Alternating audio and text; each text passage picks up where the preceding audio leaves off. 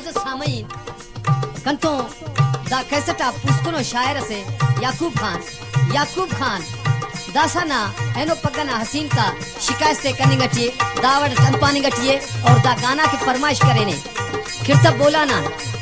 मीर खान वडेरा जुमा खान और मच बोलाना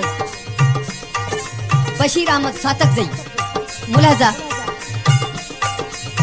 जाहिर मखरा उस तकिए दगाई सोहना दादा हाल मसूने जाहिर मखरा उस तकिए दगाई सोहना दादा हाल मसूने अफक दुनिया की हमो सच्चाई सोहना